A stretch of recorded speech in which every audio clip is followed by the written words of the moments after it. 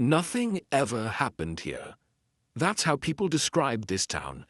A normal American town where days passed quietly and nights were uneventful.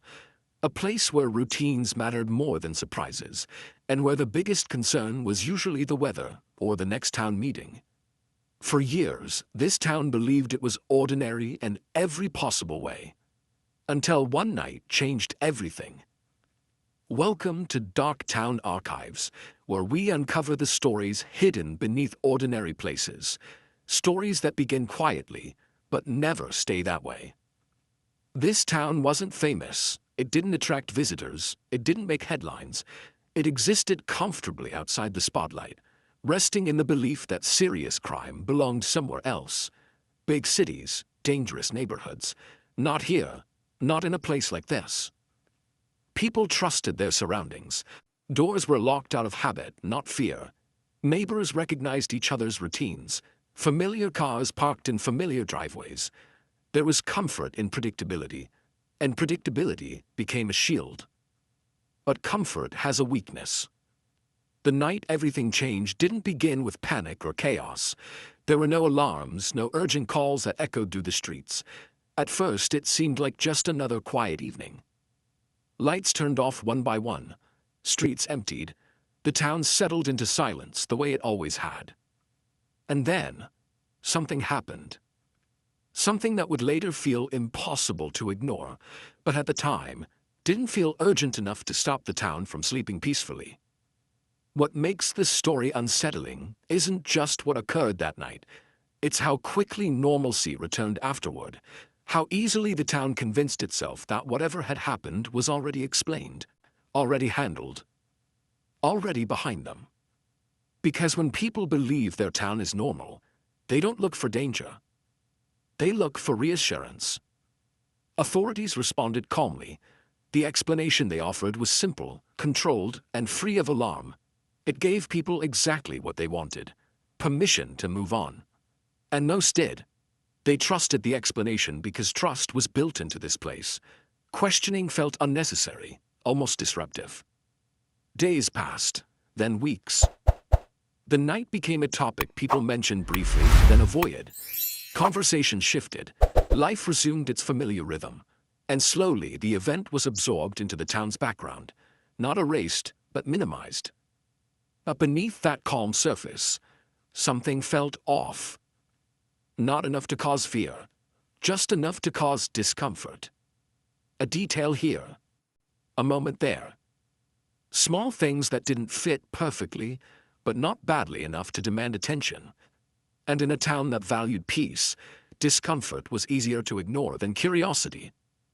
At Dark Town Archives, we've seen how often stories like this begin, not with violence, but with assumption, not with secrecy, but with relief.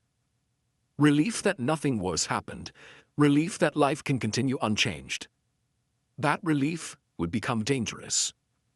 Because when no one slows down to ask questions, mistakes don't disappear. They settle in quietly.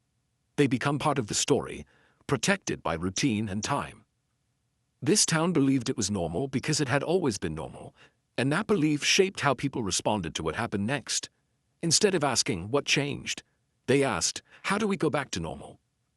And so they did. Or at least, they tried. Years later, when the story would be revisited, one truth became impossible to ignore. The night that changed everything wasn't just defined by what happened, but by what the town chose not to see afterward. Because normal doesn't mean safe. And silence doesn't mean nothing happened. That night didn't end when the sun came up.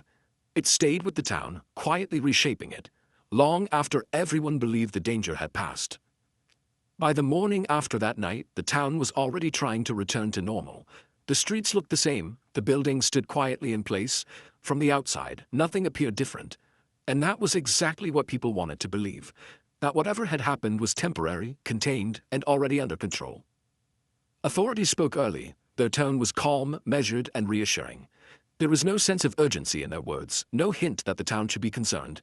They described the situation as unfortunate but straightforward, an incident, not a threat, a problem that had been handled. And just like that, the town exhaled. People listened carefully. not for details but for confirmation that life could go on, and they heard what they needed to hear. The explanation was simple enough to understand and vague enough to avoid discomfort. It didn't demand further questions. It didn't invite deeper scrutiny. It offered closure, even if that closure wasn't earned. At Darktown Archives, we've seen how powerful early explanations can be. Once a story is told with confidence, it becomes difficult to challenge, especially in small towns where authority is familiar and trust is personal. The people giving answers weren't strangers, they were neighbors, and neighbors are rarely questioned. As the explanation spread, it quickly became the only version of events anyone discussed. Conversations repeated the same points, often word for word, until they felt settled. Over time, the edges of the story softened. What once felt strange slowly became acceptable. But beneath that acceptance were details that never quite lined up. Timelines were described broadly without precision. Certain moments were grouped together instead of clearly explained. Actions were mentioned without context. But these gaps weren't obvious unless someone looked closely. And no one felt the need to look closely. Because the explanation worked. It allowed parents to feel safe again. It allowed businesses to operate without concern. It allowed the town to protect its image as a normal, peaceful place. And most importantly, it allowed people to avoid asking difficult questions. Days turned into weeks, weeks into months. The night that had briefly unsettled the town became something people referred to in the past tense, a closed chapter, an event that had already been dealt with. The more time passed, the less likely anyone was to revisit it. And that's how stories become fixed, not because they're proven, but because they're repeated. At Darktown Archives, we often notice that the most important questions are the ones that never make it into official reports. Questions like why, how, and what if. In this case, those questions were quietly set aside in favor of certainty. But certainty can be misleading. Years later, when investigative standards elsewhere evolved, this case began to feel outdated. The methods used, the assumptions made, and the lack of follow-up no longer matched modern expectations. What once seemed thorough now appeared rushed. What once felt reassuring now felt incomplete. The explanation that brought calm had also brought complacency. And complacency has consequences. Because once an explanation is accepted, evidence stops being explored objectively. Anything that supports the narrative is emphasized. Anything that complicates it is ignored. Not intentionally, but naturally. Human minds prefer order over uncertainty. This town was no different. The incident wasn't hidden, it was simplified. And simplification can be dangerous. As time passed, the explanation became part of the town's identity. New residents learned it as local history. Younger generations grew up hearing it without ever questioning how it was formed. The story survived not because it was challenged, but because it was never challenged. But stories built on assumption don't stay quiet forever. Sooner or later something surfaces. A detail, a document, a question someone can't ignore. And when that happens, even the calmest explanation begins to unravel. In the next part, we'll examine the moment when this case was finally looked at again, and the small detail that refused to stay buried. For a long time, the case remained untouched. Not forgotten, but quietly accepted. The explanation had done its job. It brought calm, allowed the town to move forward, and placed the night firmly in the past. But time has a way of changing perspective. What once felt settled can begin to feel unfinished. The shift didn't happen because someone was searching for the truth. It happened because of a routine review. Years later, as records were being reorganized, a small detail resurfaced. At first, it seemed insignificant, the kind of thing that could easily be dismissed as a clerical issue or an oversight. But unlike everything else in the case, this detail didn't fit neatly into the official explanation. It lingered. At Darktown Archives, we've learned that the most important moments in any investigation are rarely dramatic.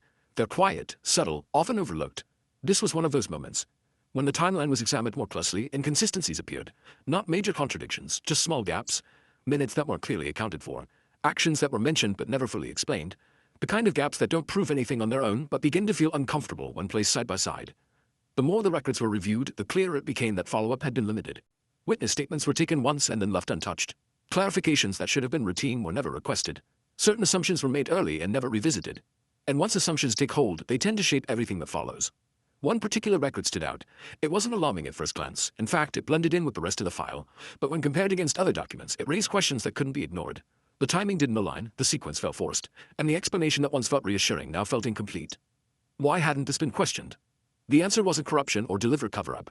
It was something far more common: comfort. Investigators believed they already understood what had happened, so they didn't feel the need to look deeper. And the town, eager to return to normal, never pushed for more. Comfort replaced curiosity. As the case was quietly re-examined, the pattern became clear. This wasn't about one missed detail. It was about many small ones, overlooked because they complicated the story. Each one had been easier to ignore than to explain. Together, they told a different story. At Darktown Archives, we often say that cases don't stay unresolved because evidence disappears. They stay unresolved because questions stop being asked. This town had stopped asking questions the moment it felt reassured. But now, reassurance was no longer enough. As word spread that the case was being looked at again, reactions were mixed. Some residents felt relieved. Others felt uneasy, not because they were hiding anything, but because they feared what uncertainty might do to the town's image. In small communities, reputation matters. Being known as the town where something went wrong felt worse than not knowing the full truth. At Dogtown Archives, we often observe this turning point in stories like this. The moment when evidence stops being the problem and perception becomes the real obstacle. Town meetings grew tense. The case was mentioned cautiously, often followed by silence. People spoke in careful language, choosing words that minimized the seriousness of the doubts. Phrases like, "it was a long time ago," and "nothing can change now," became common. But time doesn't erase unanswered questions, it only delays them. Local authorities found themselves under quiet scrutiny. No public accusations were made, a trust was no longer automatic.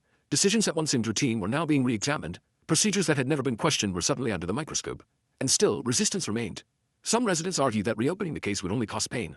Others insisted that the original explanation had already brought closure. But closure built on assumption is fragile, and slowly that fragility became visible. As discussions continued,